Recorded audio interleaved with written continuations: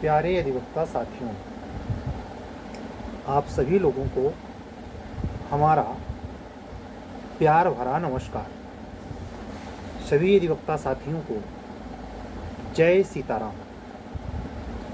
आज दिन भर के घटनाक्रम में दो महत्वपूर्ण सूचनाएं हैं, जिसका बहुत बड़ा एस्पेक्ट नहीं है, बहुत बड़ा इफेक्ट नहीं है, लेकिन घटनाक्रम है। एक राजस्थान हायर जुडिशरी से एक डाटा वायरल हुआ, राजस्थान हाई कोर्ट के वेबसाइट से ही, कि इतने पद इस सेशन के लिए भरे जाने हैं, जिसमें हायर जुडिशरी का वो है एक पद सिंगल भर्ती के लिए। तो इसका कोई खास मायने नहीं है, इसका ऐसे ही मैंने चर्चा कर दी आपसे, जानकारी में रहें। अगर उसमें भी इंटरेस्टेड हैं तो आप देख सकते हैं। अभी वो भर्ती नहीं है, केवल इन्फॉर्मेशन है कि इस साल राजस्थान हायर जुडिशरी में जो 26 करके विज्ञापन आना है, उसमें सिर्फ एक सीट की भर्ती के लिए है, बाकी प्रमोशन से है और जो कोटा होता है एकेडमिक परीक्षा का वो उसका है। आपको जानकारी शायद नए स्टूडेंट को ना हो, जो ये HJS की भर्ती होती है वह 65, 10 और 25% के रेशियो में होती है। 25% सीधी भर्ती का कोटा होता है, जिसमें हम लोग बैठने जा रहे हैं। 10% जो होता है वो सिर्फ परीक्षा लेकर के होता है, और बाकी 65% जो है वो प्रमोशन से होता है। कुल मिला के ये एक ऐसा सेक्टर है जहाँ बहुत कुछ हो रहा है, जो यहाँ से कह पाना उतना ज़्यादा संभव नहीं है। हमारे चैनल की एक मर्यादा है, और हम भी एक अपने पेशे से, उसके अनुबंधित शर्तों से, और आपसे जो एक शैक्षणिक रिश्ता जुड़ा है, विधि के पठन पाठन का कार्य, वो भी अधिवक्ता व्यवसाय करते हुए वह भी एडवोकेट एक्ट को के मर्यादा में है, उसको ओवर रूल नहीं कर सकता, मन माना नहीं हो सकता। यहाँ लेक्चरशिप पिलाने की ये जगह नहीं है। लेकिन ये ज़रूर है कि जहाँ तर्कसंगत बातें होती हैं, वहाँ वो बातें जो आपको शैक्षणिक जीवन में प्रभाव छोड़ें, आप में पढ़ने में मदद करें, आपके हरासमेंट को कम कर दें, आपके अध्ययन में गति ला दें, ज्ञानवर्धन करें, वो सारी बातें रिलेवेंट हैं स्टडी के पॉइंट ऑफ व्यू से।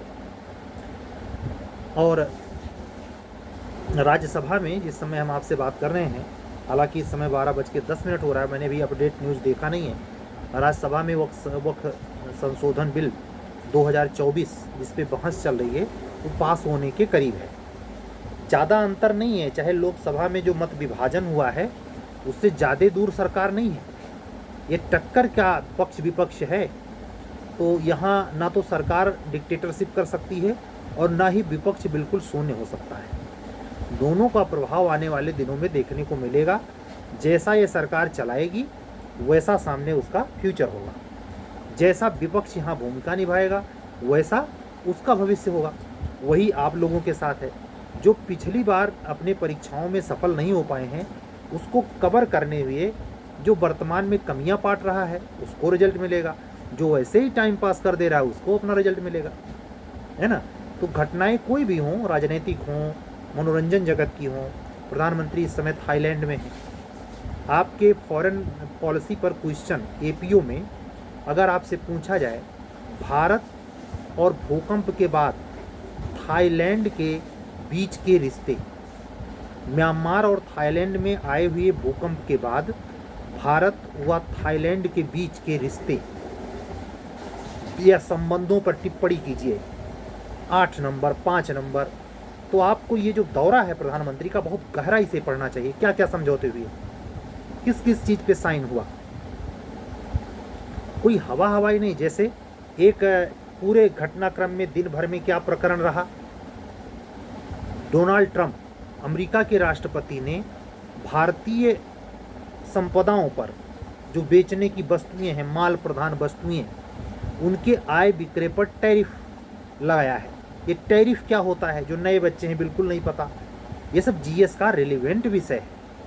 हर दिन जब आप अपने YouTube पे हों, Facebook पे हों, तो आपका उद्देश्य मनोरंजन प्रधान ज्ञानवर्धन होना चाहिए। या इसको सही से बोले ज्ञानवर्धन प्रधान मनोरंजन होना चाहिए। वो आपको दो पक्ष साधेगा, जीएस का पॉइंट मजबूत करेगा, ला के पॉइंट से आप मजबूत। जैसे इस समय राज्यसभा पर, लोकसभा में बिल पास हो गया है, आपको यहाँ 107 108 अनुच्छेद भारतीय संविधान का बड़ी गंभीरता से पढ़ना चाहिए। कब कब ज्वाइंट मीटिंग बुलाई गई है, कितनी बार सवाल आया है आपसे। एचजीएस में भी सवाल इस पर पूछा गया है कि अगर कोई बिल, मान लीजिए इसे लोकसभा है, कोई ऐसी घटनाक्रम हो जाए कि मोदी सरकार गिर जाए, अभी राज्यसभा में पास हुआ नहीं है, तो ये फिर इस बिल का परिणाम क्या होगा। ये सेम सवाल जो मैं बता रहा हूँ ये हायर जुडिशरी में पूछा जा चुका है 2009 के मेंस में। तो ये जो घटनाएं आपके देश की, विदेश की, राज्य की विधि प्रधान हों, सामान्य ज्ञान प्रधान हों, उसको आप केवल सुने पढ़ें और हवा में न उड़ाएं, उसको को रिलेट करना सीखें अपने अध्ययन से। और तत्क्षण शुभ काम में देरी नहीं करनी चाहिए, उस पर अपने हाथ का एक सारगर्भित नोट्स बनाएं और वो चिट आपके बहुत काम आएगा लास्ट में, जब एग्ज़ाम डेट आ जाएगी, नोटिफिकेशन आ जाएगा। 2 अप्रैल की तारीख, आज तो हम बात कर रहे हैं आपसे भी, खैर 4 अप्रैल हो गया है, 4 अप्रैल दिन शुक्रवार 2025 को, लेकिन 2 अप्रैल को एक नोटिस आई उत्तराखंड लोक सेवा आयोग से कि 122 पद पीसीएस 2026 का वहाँ भरने का अधियाचन आया है। यानी वहाँ भी लोक सेवा आयोग शुक्र शुक्र जग रहा है। मुझे लगता है जब सुप्रीम कोर्ट जूनियर डिवीज़न पर अपने व्यू स्पष्ट कर देगा तो एकाएक बिहार, उत्तराखंड, कई स्टेट की वैकेंसी भरभरा के आपके पास होगी। आप ये तय नहीं कर पाएंगे कि किस स्टेट का छोड़ दें और किस स्टेट का भरें। लेकिन इस बीच में जब आपको ऐसे दबाव का सामना नहीं करना पड़ रहा है तो अपने स्वतंत्र दिमाग का उपयोग विलासिता में न करें। मतलब सो के गुजार देना, एंजॉय के नाम पर टाइम पास करना, इंटरटेनमेंट के नाम पर कुछ भी देखना सुनना नहीं। आपकी तर्कसंगतता इसी में होनी चाहिए। नई ला पढ़ रहे हैं उसको कोरिलेट करें घटनाओं से कि ये जो घटना हुई है इसमें बीएनएस का कौन सा सेक्शन लगेगा। जैसे कुणाल कामरा का एक प्रसंग बहुत बढ़िया चल रहा है, इंटरसिपेटरी बेल में उनको भी जस्ट हाई कोर्ट हैदराबाद से इंटरसिपेटरी बेल मिली है। अब वो प्रोविज़न कहाँ है बीएनडब्ल्यूएस में, क्या रद्दोबदल है, 482 429 कैसे, क्या कोरिलेशन है, क्या अमेंडमेंट है। इसको आप नए प्रसंगों को जोड़ते चलें, आप देखेंगे लास्ट में आप इतने मौलिक होंगे कि आप लाजवाब उत्तर लिख के आएंगे। करें तो सही। और टाइम पास करेंगे तो लास्ट में आप नोट्स के लिए दौड़ेंगे, हमारे पास आएंगे, सर कोई नोट्स है आपका। हमारा नोट्स आपके काम नहीं आएगा। किसी का नोट्स किसी के काम नहीं आ सकता अगर उसने स्वयं से नहीं बनाया है। फोटोकॉपी करवा के किसी का नोट्स, कोई भी कंटेंट मटेरियल बहुत लाभदायक नहीं होता जब तक आपने उस पर स्वयं से अपनी कलम नहीं चलाई है। ये हो सकता है कि किसी साथी, मित्र, यार, सीनियर, जूनियर का नोट्स ले आएं, लेकिन उसको थोड़ा सा उसका जो कुछ भी है वो अपने हाथ से बनाएं, तब आपके काम आएगा वो। तो करंट के क्षेत्र में जैसा कि मैं बात कर रहा था, घटनाएं कितनी प्रधान हो रही हैं। मैं भी थोड़ी देर पहले कह रहा था आर्टिकल 107, 108 को इस मीटिंग से देखना चाहिए। और वक्त का कंटेंट अगर चल रहा है तो कितना बेहतरीन, बगैर लाग लपेट के, जूनियर डिवीज़न कहीं का हो, एचजेएस कहीं का हो, वक्फ पे सवाल पक्का आना है। वक्फ का पिछला एक्ट, पिछला संशोधन, इस वाले संशोधन को मैं लगातार अपने ग्रुप में डालता हूँ। बहुत कम अधिवक्ता साथी हैं जो इतनी तत्परता से तैयारी कर रहे हों। वक्फ पे सवाल आएगा ही। तो अभी वर्तमान के बदलाव, उसके परिप्रेक्ष्य, उसके राजनीतिक, हाँ एक चीज़ और, संजोग से बात छिड़ी है तो चर्चा हो जाए। आप मान लीजिए ऐसे कम्युनिटी से बिलोंग करते हैं जो इस बिल को या राजनीतिक अप्रोच को बिल्कुल पसंद नहीं करते, तो आप अपनी पसंद नापसंद वहाँ लिख के मत आना। आपको नेता नहीं बनना है, आपको वोट नहीं लेना है कि उनके लालच में लिखना है। ध्यान रहे, आपकी कॉपी प्रोफेसर साहब चेक करेंगे और कानून में जो प्रोविज़न है, अगर राजनीति के चक्कर में फंस के या किसी अंतर्धारणा, बाह्य धारणा से ग्रसित होकर वर्तमान संशोधित अधिनियम अगर कानून बन जाता है, उसके प्रावधान के इतर जाते हैं या अपना व्यू स्पष्ट करते हैं जो कि एग्जामिनर पूछ नहीं रहा है, तो आपके लेने के देने पड़ेंगे, आपका सिलेक्शन तक रुक जाएगा। इस बारीक चीज़ को जो इत्तेफाक से परमात्मा निकलवा रहा है, चाहे जिस पार्टी के सपोर्टर हों, ध्यान से सुने और एग्जाम में ऐसी गलती करने से बचें, खास करके मेंस में। प्री में तो ऐसी गुंजाइश होती नहीं कि आपसे अंतर्धारणा पूछी जाए, लेकिन वहाँ भी होती है। अगर सवाल ही अवधारणात्मक हो प्री का, तो ज़्यादातर लड़के अपने निजी अवधारणा के चलते ही उस क्वेश्चन का उत्तर गलत करके आते हैं। वो कानून सम्मत प्रावधानों के इतर अपने पारंपरिक अवधारणात्मक सोच के चलते उसका उत्तर गलत कर देते हैं और बाद में रोड पे आके बहस करते हैं कि ऐसे कैसे हो सकता है। अरे भाई, हो सकता है, हो जाना चाहिए। वो जो है ना सिस्टम, जो कौन विधि शास्त्री है, आप लोग कमेंट कीजिए, जिसने कहा था विधि होनी नहीं चाहिए। विधि क्या चाहिए ये नहीं, विधि क्या है इस पर आप टिकिए। विधि क्या चाहिए ये नहीं, विधि क्या है इस पर। जूरिस्प्रूडेंस का विधि शास्त्री का नाम कमेंट बॉक्स में लिखिए। देखें आप जूरिस्प्रूडेंस पढ़े हैं कि नहीं, खाली वैकेंसी की प्रतीक्षा कर रहे हैं, है ना। तो ये सब चीज़ें को रिलेट करना सीखेंगे। पेपर पढ़ रहे हों, मान लीजिए आप times of India, Hindu, Dainik Jagran, Dainik Bhaskar, कुछ भी पत्रिकाएं या पेपर्स पढ़ते हैं, समय निकाल के आपने रिजर्व रखा है, तो उसमें उन्हीं खबरों को कोरिलेट करें। जैसे मान लीजिए एक चर्चित क्रिमिनल प्रकरण, क्रूर ध्वंसात्मक, वो जो आत्मा को हिला दे, ये जो मेरठ में सौरभ मर्डर कांड, तो उसमें आप देखें कौन कौन सी धाराएं लगाए। जैसे एक देखिए प्रकरण कितना बढ़िया चल रहा है, अभी आप लोगों का ध्यान खींचूंगा तो समझ में आना चाहिए। हमने कई इंटरव्यू सुने और मुझे बात बड़ी रेलिवेंट लगी कि जब अग्निशमन जो गया था आग बुझाने जसवंत वर्मा न्यायमूर्ति सर के अहाते में, तो उसने जो प्रथम बार आंख से देखा, क्या उसके पास अपना निजी मोबाइल नहीं था, या वो सूचना जब पुलिस के हत्थे लगी तो पुलिस की पहली ड्यूटी क्या थी, चाहे वो जल रहा था चाहे जो कंटेंट था, उसका एविडेंस प्रारूप क्यों नहीं बनाया। और अगर नहीं बनाया तो कहीं ना कहीं उस पुलिस ऑफिसर का या जो वहां गया था उसकी लापरवाही के चलते एविडेंस डिस्ट्रॉय हुआ। तो जो लोग एविडेंस को डिस्ट्रॉय करने के लिए जिम्मेवार हैं, उनके नाम से एफआईआर क्यों नहीं हुई। 201 आईपीसी में जिन्होंने जुर्म किया उन पर एफआईआर क्यों नहीं, और जो 201 का प्रोविजन आईपीसी में है वो बीएनएस में कहाँ है। ये सब मेहनत का विषय नहीं है, खाली चर्चित प्रसंग है, चटखारे लेके बस सुनो और इस कान से सुनो इस कान से उड़ा दो, तब खाक वकील बनोगे। जज बनना आसान है, अपर जिला जज बनना आसान है, न्यायमूर्ति बनना भी आसान है, कायदे का वकील बनना बिल्कुल कठिन। एपीओ बनना भी उसके हिसाब से आसान है, सरकारी वकील तो बहुत ही आसान है। सबसे सस्ता अगर कोई चीज़ है सरकारी वकील बनना, एपीओ नहीं, सरकारी वकील की बात कर रहा हूँ। चाहे एडीजीसी जो है सरकार की तरफ से ठीके पे होते हैं, जिनकी कोई परीक्षा नहीं होती, ये सबसे सस्ता है, फटेहाल। ठीक है, तो मैं इसलिए आपको झकझोरा कि जब खबरें पढ़िए तो यही तो आप प्रसंग को ऐड कर पाएंगे जो एग्जामिनर को चौंकाएगा कि लड़का होशियार है, चीज़ों को बहुत ध्यान से देखता है और इसको समझ है किसी भी घटनाक्रम को कैसे जोड़ा जाता है।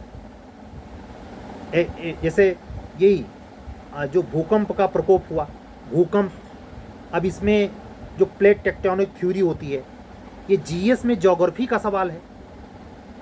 ये भूकंप प्रसंग में है, कहाँ आया। एक सवाल अगर सिंपली पूछ ले कि म्यांमार और थाईलैंड में आया हुआ भूकंप का केंद्र कहाँ था, ले यार, उस समय तो हम आईपीएल देख रहे थे।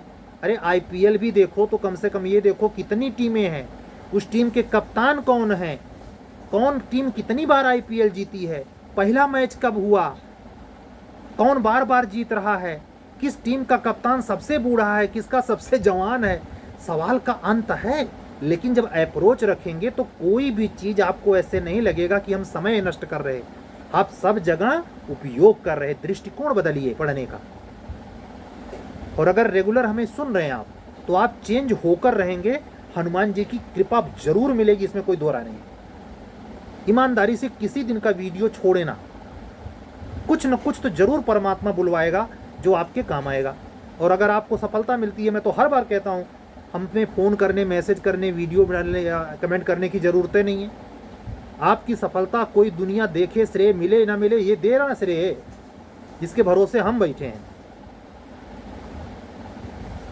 तो ये आपका दृष्टिकोण होना चाहिए स्टडी करने का। ये महत्वपूर्ण पक्ष है जो आपको कोई भी चीज़ सुनने, कोई भी चीज़ देखने, कोई भी चीज़ पढ़ने में आपके दृष्टिकोण सम्मत जो बदलाव आएंगे वो बहुत मदद करेंगे। असकत नहीं करनी चाहिए। स्टडी टेबल पर बीबीसी सुन रहे हैं या कोई न्यूज़ चैनल आपको पसंद आता है, उसको सुनते समय एक नोट्स बनाएं प्लेन पेज का और डेट डाल दें। डेट के हिसाब से आधे घंटे की न्यूज़, जैसे हमारे समय में 8:45 की आकाशवाणी और 7:30 की बीबीसी हर बच्चे सुनते थे। 20 साल से मैं प्रयागराज में हूँ, दिल्ली में गया तब भी मैंने सुनना बंद नहीं किया। तो आपका जो जीएस पोर्शन बिल्कुल कमज़ोर रहता है। जैसे टेनिस और फुटबॉल, दो ऐसे गेम हैं जहाँ से सवाल ऐसे खिलाड़ियों के नाम से आते हैं जो बहुत अंग्रेज़ों के होते हैं, जटिल होते हैं। लेकिन हर बार का फीफा वर्ल्ड कप हुआ, ये चर्चित है। ज्ञानपीठ पुरस्कार हुआ, अभी शुक्ल जी को मिला है। ये आप थोड़ा तो सीरियस हो भाई, तब तो प्रिय होगा। हाँ, नहीं तो कैसे प्रिय होगा आपका, फिर 5 नंबर से रुक जाएगा। इन सब चीज़ों को, ये दृष्टिकोण, कॉम्पिटिटिव माइंडसेट अपनाएं। टाइम पास होते हुए ना जाने दें। लोगों को लगे कि टाइम पास कर रहा है, आईपीएल देख रहा है, लेकिन आईपीएल में भी आप जीएस निकाल लें। ठीक है, ये परमात्मा ने बुलवाया, हमने बोला। ऐसी बहुत सारी बातें आपको आगे भी सुनने को मिलेंगी। मैं अपने सभी अधिवक्ता साथियों से कहूँगा, हर घटते हुए दिन के साथ वह घड़ी भी आ जाएगी जब अचानक आप लोगों के सामने ये न्यूज़ तैरेगी कि आज माननीय उच्चतम न्यायालय ने अपना निर्णय स्पष्ट कर दिया, आज वैकेंसी आ गई, आज हम लोग फार्म भरेंगे इत्यादि। अधीर नहीं होना है और पढ़ने के दृष्टिकोण में जो अब तक पढ़ते रहे हैं बदलाव करते हुए सार्थक मोड़ देना है, जिससे इस बार जो अवसर आने वाला है वो खाली ना जाए। आप सभी अधिवक्ता साथियों से बस आज के दिन इतना ही बातें। कल फिर मिलूँगा, नई बातें होंगी, कुछ नई घटनाक्रम पे चर्चा होगी। जो भी न्याय जगत में, प्रतियोगिता जगत में घटनाएं घटेंगी, जो भी समाचार मिलेगा, जो महत्वपूर्ण समाचार आपके हित में होगा, उसकी चर्चा हम करेंगे। कल तक के लिए हमें चलने दीजिए। पुनः मिलने के वादे के साथ, अगर आप हमारे चैनल पर बिल्कुल नए हैं तो आपके लिए हमारा व्हाट्सअप नंबर है 7705090393।